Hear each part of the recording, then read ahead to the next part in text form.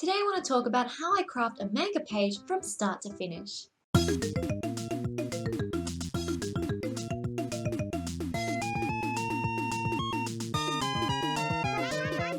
So my manga Having Faith is still in progress, and over the course of me creating it, I've found various techniques that have helped me to develop the pages more easily and techniques that have helped me to make the pages feel more consistent. The very first thing you want to do before you start drawing any manga pages is you want to plan out the scenes that you're going to write.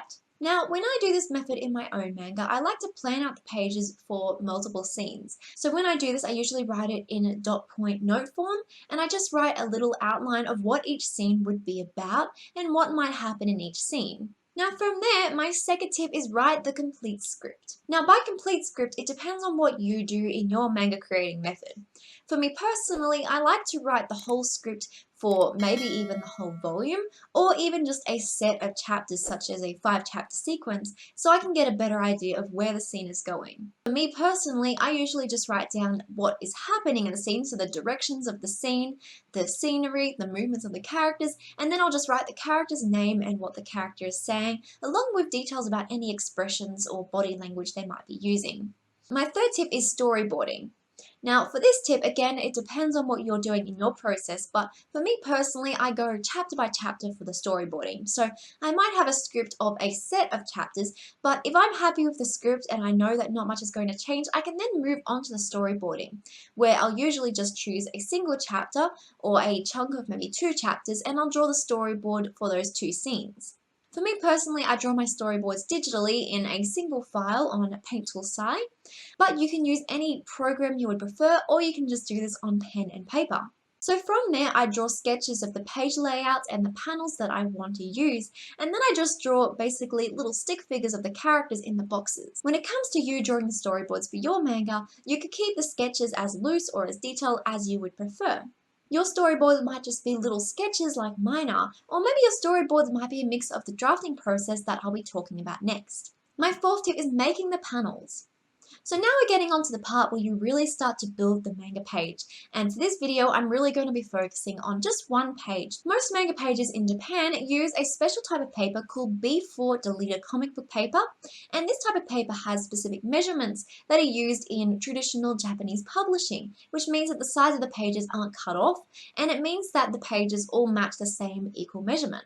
This is why you see in published manga that all the panels are typically the same size. They usually use the same sizing charts in order to get the page measurements correct. So to help you in this process, and as something I developed for myself as well, I created this measurement chart from B4 deleted comic book paper and made it suitable for A4 paper, because I don't know about you, but in Australia it's kind of hard to get any page sizes that are B4 page size. So I wanted to create a page size that was suitable for the manga I'm creating and make it so that I could create it in my own style and my own methods.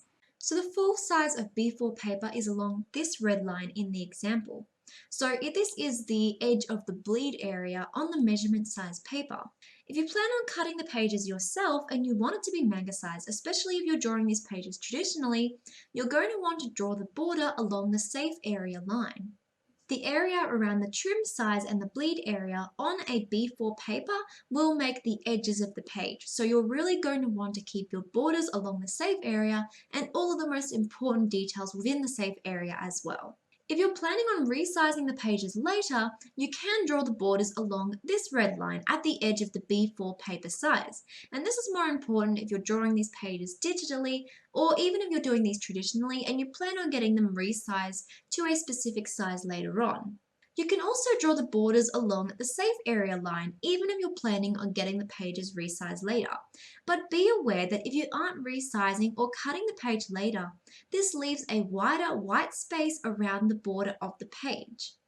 If you're creating pages that go off the side of the page as well, so you're not just having it as borders, but you're actually extending it off the page as well, you can extend it to the edges, but make sure that the most important content is still within the border area so it doesn't get accidentally cut off during the printing process. Basically, the important part about creating borders is that it's kept consistent over the course of your manga, and the fact that you also ensure that you leave enough white space around the edges so that it doesn't get cut off during the printing process. Once you have created your borders, whether they are following this measurement guide or you have created the border pages on your own, make sure to copy those border pages to keep them consistent over the course of your manga. So when I'm creating the panels in my manga, I typically use a program called Paint.net, which is a free program.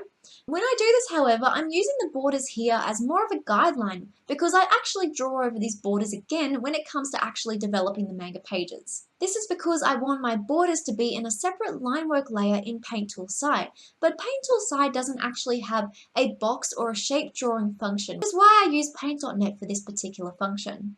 If you're using a program such as Clip Studio Paint, which is specifically designed for manga creation, these programs will usually have manga panel sizes included within them.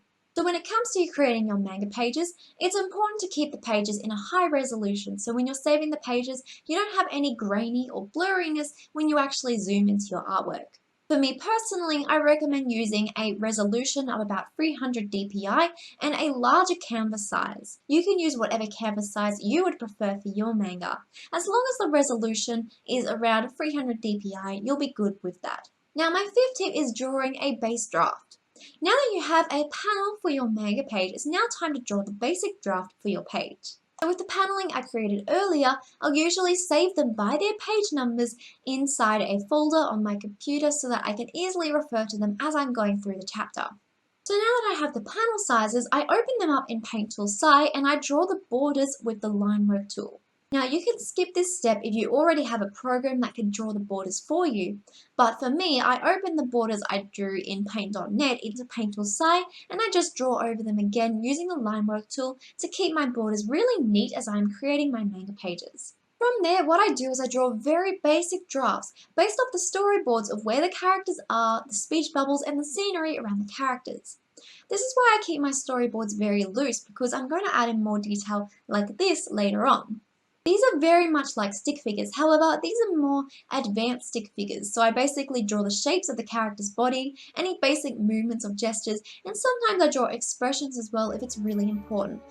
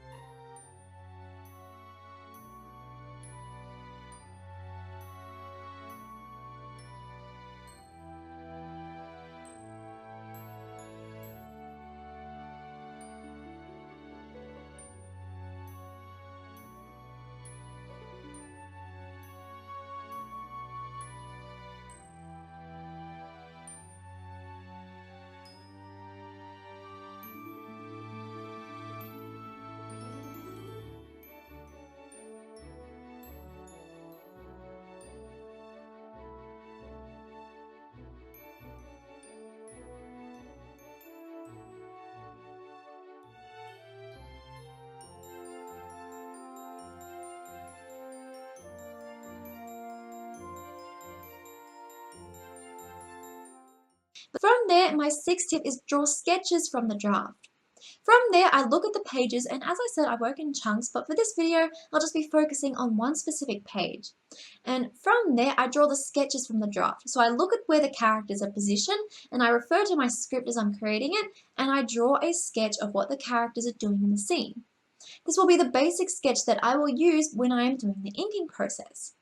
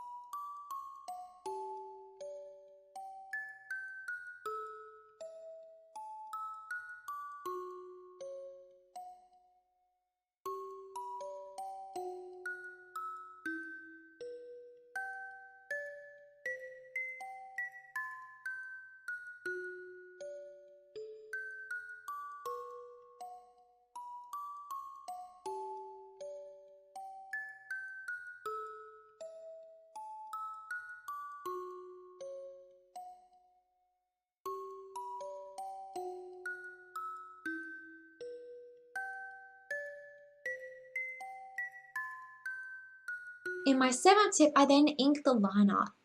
So basically, I lower the opacity of the sketch layer and I draw the lines over the top. I use a brush tool that can really vary the width of the lines depending on how much pressure I am putting on the pen when I'm drawing. It's good to use a program like this because it makes the lines look a lot more dynamic and fluid when you are creating the line art.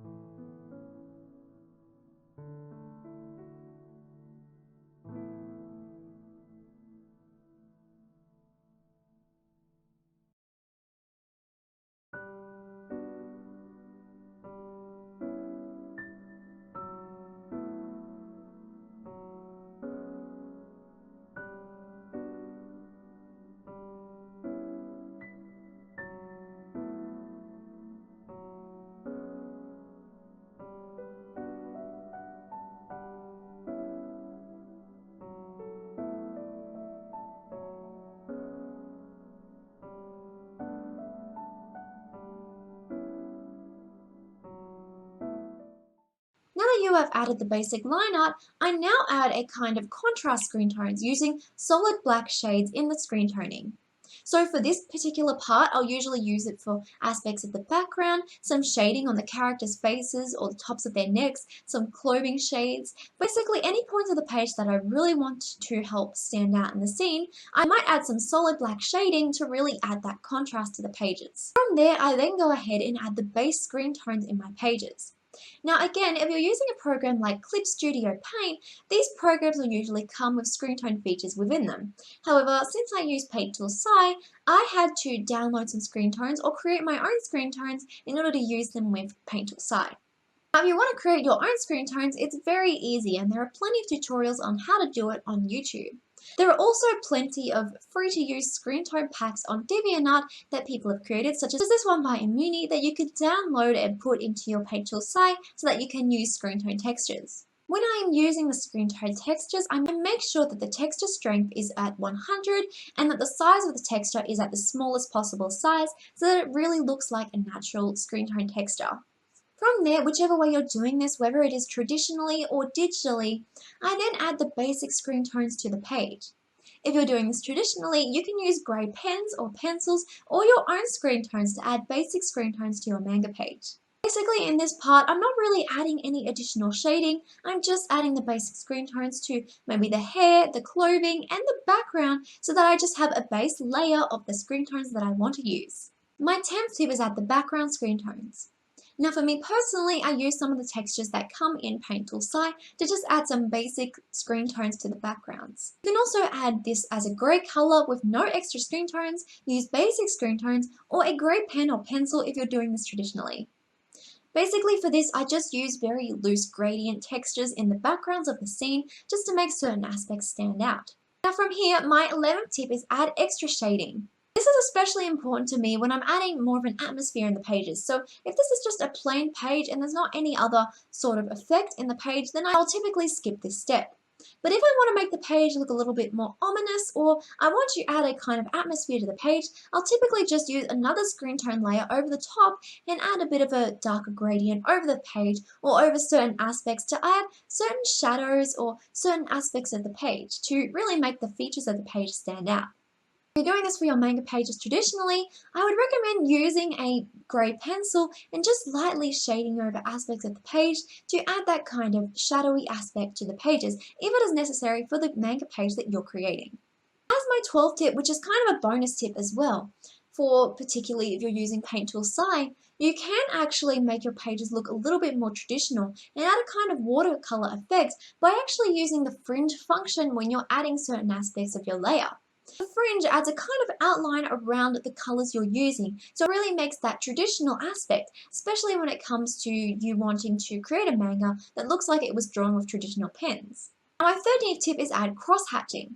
This is something I really like to do with my own pages, and I feel it adds a lot of extra shading and detail to the manga page. For the cross-hatching, I add little lines for the character's hair, hatching on their face, so I do hatching for the character's eyes, the shading on the character's face and their clothing, and I also do this in the background as well. This is the longest and most detailed part of the process, but it's also my favorite part of the process. So it's very time consuming, but I feel like it really makes the pages stand out after it's done. Crosshatching can be done in various ways, but the most common ways that I like to crosshatch is I'll do lots of little lines going in the same direction, or I can do lines over the top of each other, so some lines going this way and some lines going this way, to really add that crosshatching effect, which is why it's called crosshatching. Or in some cases as well, I'll keep the lines going in one direction, but I'll layer them to make a kind of gradient effect.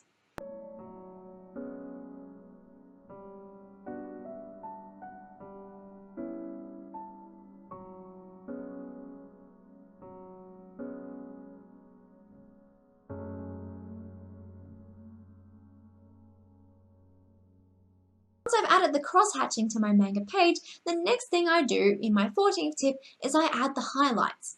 So now that I've added the cross-hatching to add shadows and I've added the atmosphere shading in the previous tip, I'm going to add some highlights to really make certain aspects of the pages stand out. I'll add extra highlights in the eyes, on the hair, and on the clothing as well, depending on where the lighting source is. And that was really something I should have mentioned in the cross-hatching as well. Think about where the light source is and add that when you're adding cross-hatching and additional shading to your pages. But adding the highlights can really emphasize that effect. So add the highlights where the light source is coming from, if it's from like the sun, or if there is a light in the room that is causing there to be lighting on the character's face or hair. So just add the highlights wherever it makes sense in the manga page you're creating. This is also another aspect of the pages I really enjoy because I feel like adding this can really help the pages to stand out a lot more. And finally, in my 15th tip, I export the pages, so I save the pages as a JPEG file but also keep the main layer file as well. And then I open the JPEG file into Paint.net again, and this is where I add any text or sound effects or additional features. When you're adding the dialogue, you can use any manga font that you would like, but I use Lafayette Comic Pro font because it is free for commercial use. And I just use this font to write the character's dialogue or potentially any sound effects that may be in the scene. You can also draw the sound effects, which I will be talking about later. But I want to talk a bit more about fonts first. When you're choosing a font for your manga, it's important to choose a font that is free for commercial use if you intend to sell it. It's also important to choose a font that you feel like suits your manga the best. Let's go ahead and talk about sound effects now in my 16th tip. Now for this particular page, there isn't any sound effects, but I don't commonly use sound effects in my manga personally. I feel like sound effects are best used when it comes to action or a lot of shonen series when you're really emphasizing action or battle sequences. But since my manga is more focused on the psychological and drama aspects, I don't use sound effects as much unless there is something that really needs a sound effect in the scene. But when you're creating sound effects in your manga, you can use actual fonts to create the sound effect, or you can actually draw the sound effect yourself. Now the manga page is finished.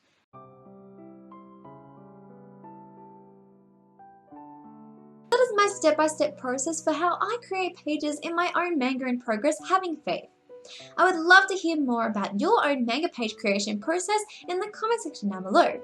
Thank you so much for watching my video today, everyone. I hope you have an amazing day, and I will see you in the next video. Bye!